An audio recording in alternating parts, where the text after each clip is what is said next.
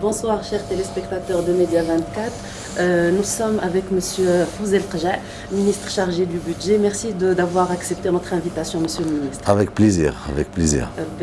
Monsieur Qja, nous sommes en fait au 4e jour des assemblées et à la veille de l'ouverture officielle, disons, des assemblées. En fait, le Maroc enchaîne depuis quelque temps, en fait, disons-le, les bonnes nouvelles. On organise, Inch'Allah, la CAN après avoir une épopée le Qatar. Il y a eu la bonne nouvelle du Mondial 2030. Tous les échos que nous avons reçus depuis le début de ces assemblées sont positifs. Que pouvez-vous nous en dire par rapport à tout ça et comment interpréter toutes ces bonnes nouvelles qui sont là?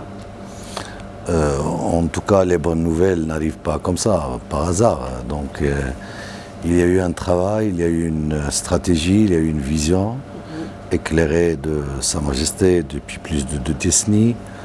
Donc, il y a un processus de développement qui, aujourd'hui, positionne notre pays, le Maroc, dans la position des grandes nations. Évidemment, qui ont cumulé ces derniers temps, à chaque occasion, l'honneur d'organiser ces grandes manifestations, à commencer par la tenue de ces assemblées ici à Marrakech, les assemblées annuelles du FMI et de la Banque mondiale. Depuis 50 ans, donc ces assemblées n'ont pas été organisées en Afrique. Aujourd'hui, on est à Marrakech dans un contexte assez particulier qu'a connu le royaume, évidemment la tragédie du tremblement, du séisme de l'Haouz. Après un mois, donc, le Maroc a pu relever les défis, conforter sa position de leader, qui bénéficie aujourd'hui non seulement d'une légitimité internationale, mais d'une unanimité sur ce plan. Et tous les événements que vous avez cités, que ce soit donc la tenue de ces assemblées, la CAN en 2025, juste après, il y aura une CAN quand même féminine qu'il faut citer, il faut la citer toujours en gras. Et puis une Coupe du Monde des clubs entre-temps et une Coupe du Monde 2030. Tout cela a été fait par unanimité. Donc, le choix du Maroc pour la CAN a fait l'unanimité de la famille footballistique africaine. Coupe du Monde, l'unanimité des membres du Conseil de la FIFA. Et aujourd'hui, par rapport à ces assemblées, et contrairement donc, à ce que logiquement prévoyaient plusieurs personnes, donc le maintien de la tenue de ces assemblées, comme j'ai dit, le maintien a été annoncé il y a bien quelques semaines, c'est-à-dire le maintien a été décidé 1 semaine ou 10 jours après la tragédie, ce qui explique ce positionnement. Et comme je l'ai dit au départ, c'est le couronnement d'un processus de développement mené par Sa Majesté avec une conduite éclairée, exceptionnelle, qui aujourd'hui conforte cette position du leadership au niveau régional, continental et mondial. Exactement. Et donc, on voit en fait, justement, ça se cristallise dans ces événements-là. On voit un peu la dimension du Maroc un peu changer et grandir parmi le concert des nations. Et ce qui me pose justement à vous poser ma deuxième question. Justement, en marge de ces assemblées, tous les membres du gouvernement multiplient les réunions, multiplient les rencontres. Qu'est-ce qui en ressort? Est-ce qu'il y a de bonnes nouvelles qui vont venir peut-être Il n'y a que des bonnes nouvelles. En tout cas, s'il n'y a pas de bonnes nouvelles, au moins il n'y aura pas de mauvaises nouvelles. Il ne faut pas s'inquiéter.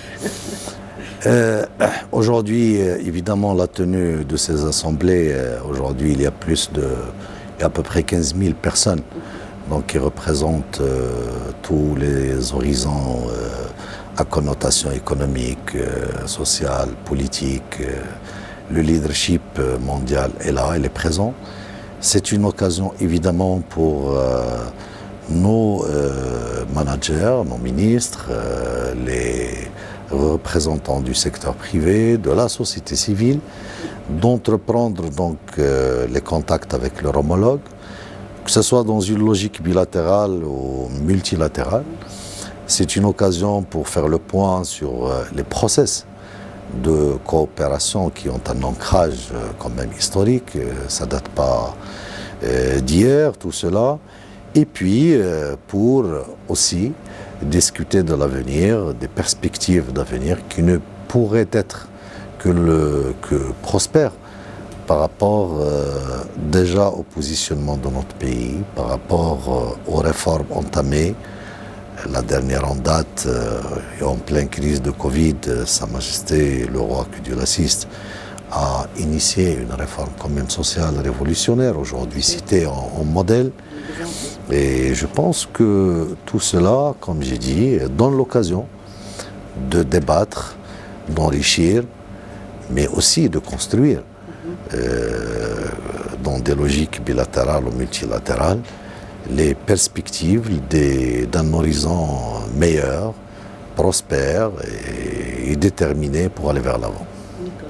Monsieur le ministre, il y a aussi, vous êtes le ministre du budget, donc on aimerait bien aussi évoquer certaines questions budgétaires. Bien sûr.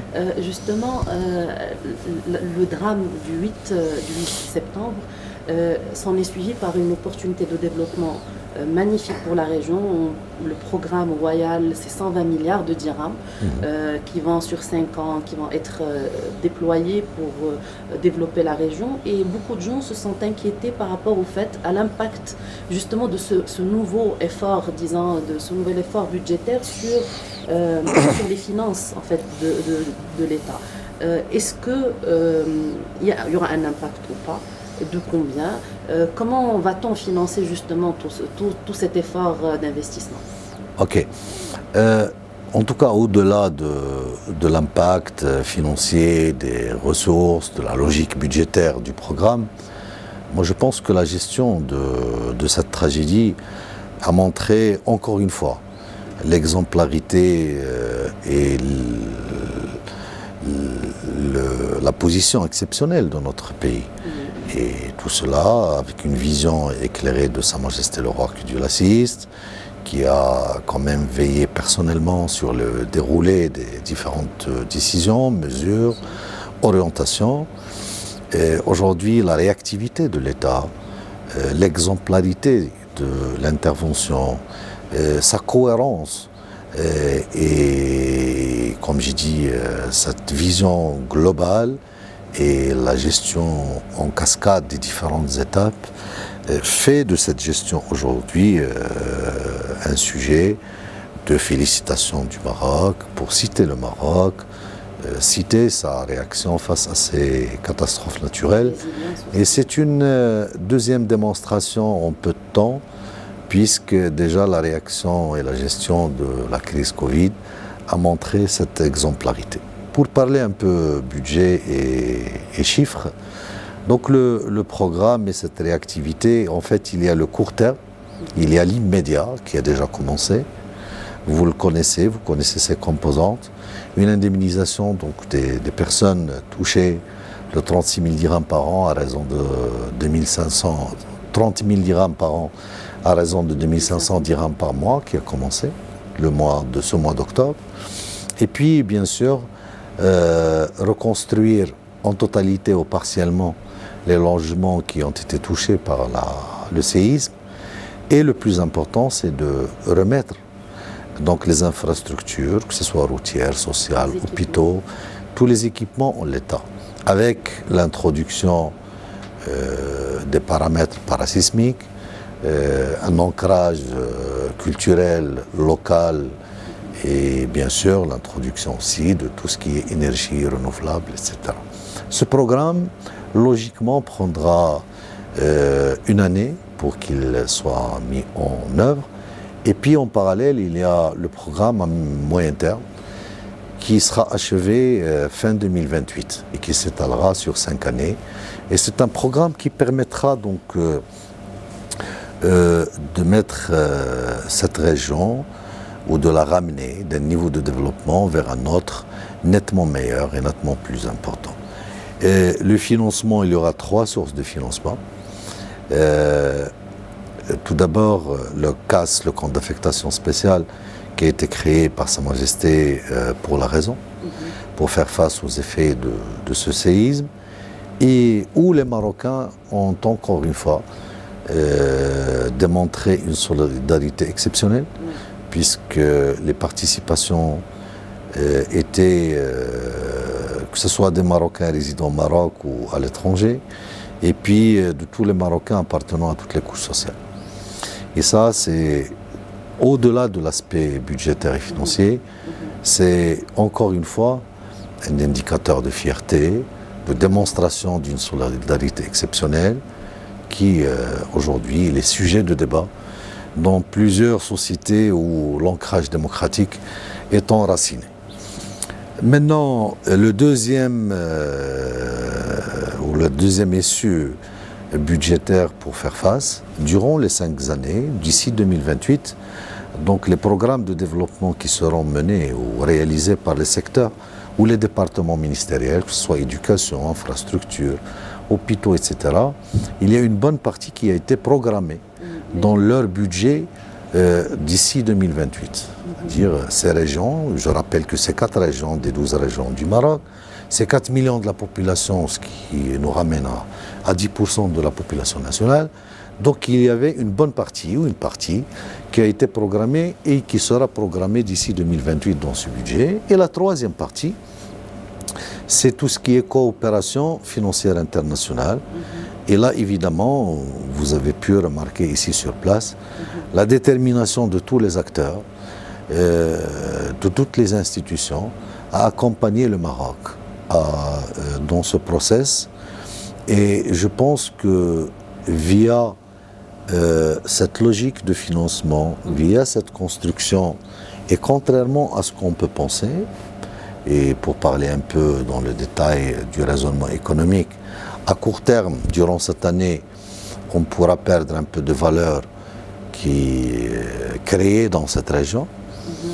Quand on analyse en profondeur cette valeur quand même agricole, vivrière, il reste marginal par rapport à la création de la richesse nationale. Par contre, investir durant une courte période un montant aussi important donnerait plus d'impact positif sur la croissance nationale, la croissance économique. Et au-delà de cela, de ce raisonnement économique, ça donnera la possibilité de prospérité à ces populations qui le méritent amplement, que ce soit pour développer leurs activités économiques respectives, artisanales, agricoles, etc., ou créer les conditions d'une prospérité sociale adéquate. Donc, si on peut le dire clairement, il n'y aura pas forcément un impact majeur sur le projet de loi de finances qui se profile. Je vais vous répondre tout de suite. Je vais vous répondre et vous pouvez pas. Il n'y aura aucun impact sur le projet de loi de finances. Et le projet de loi de finances on va entamer le processus de son adoption dans les prochains jours, puisqu'il n'y a aucun élément, à part la création du CAS et la programmation des lignes budgétaires capables de supporter donc, ces dépenses et ces projets d'investissement, puisque, comme j'ai dit clairement et avec beaucoup de précision, le programme donc court terme annuel sera financé via les fonds de solidarité qui sont dans le compte. Le programme à moyen terme, il y aura un financement entre les crédits budgétaires et les dotations budgétaires qui seront programmées d'ici 2028 au niveau du budget de chaque département et la coopération financière internationale. Et pour vous rassurer, le déficit budgétaire attendu pour cette année 2023, il serait à 4,5, et si ça correspond exact à celui qui a été prévu au niveau de la loi de finances. La loi de finances ou le projet de loi de finances 2024, il est bâti sur la base des mêmes logiques donc, qui ont été arrêtées, avec un trend baissier de ce déficit pour atteindre donc, des niveaux plus bas et donc du coup assurer la durabilité et la soutenabilité de nos finances et leur financement dans des conditions correctes. Ma dernière question, Monsieur le Ministre. Posez deux, puisque vous avez attendu longtemps. C'est gentil. Allez-y. Est-ce qu'il y aura une sortie à l'international pour cette année? Ça m'étonnerait, puisque aujourd'hui, vous le connaissez parfaitement, il y a une amélioration exceptionnelle au niveau de nos recettes touristiques en devises. Il y a une amélioration aussi exceptionnelle d'année en année de nos recettes des Marocains et des ressortissants à l'étranger. Ça nous met dans des conditions très correctes donc, de la gestion de nos réserves.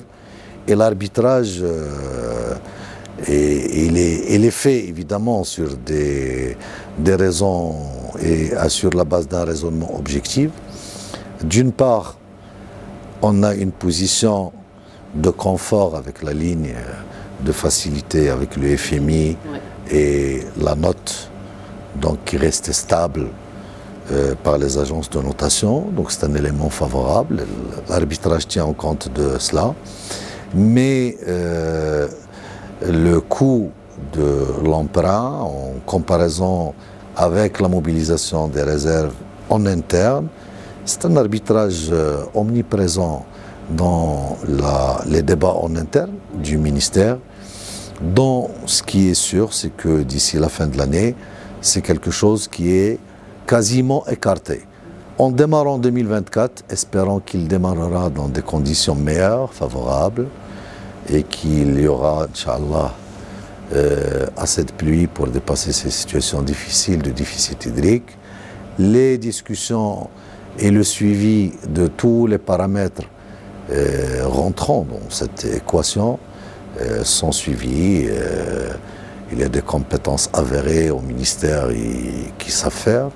Et donc, les arbitrages seront faits et en tout état de cause, le financement de l'économie nationale serait fait dans les meilleures conditions, et financières, et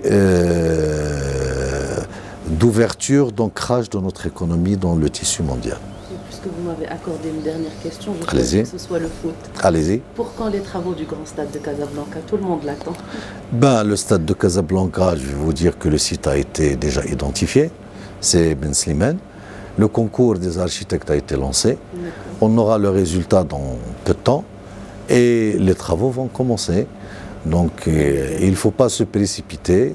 Casablanca, Inch'Allah, sera doté, et le football marocain et le royaume sera doté de l'un des meilleurs stades, non seulement au niveau continental, mais mondial. Et ça serait quand même une fierté pour les Casablancais tout d'abord, qui viennent nombreux au match du Raja et du Waqf, je le sais, et qui auront plus de conditions de confort et devenir plus nombreux, mais aussi pour le public marocain pour venir assister aux différents matchs. Surtout du mondial. Inch'Allah. Merci beaucoup, Monsieur le Ministre. Merci à vous.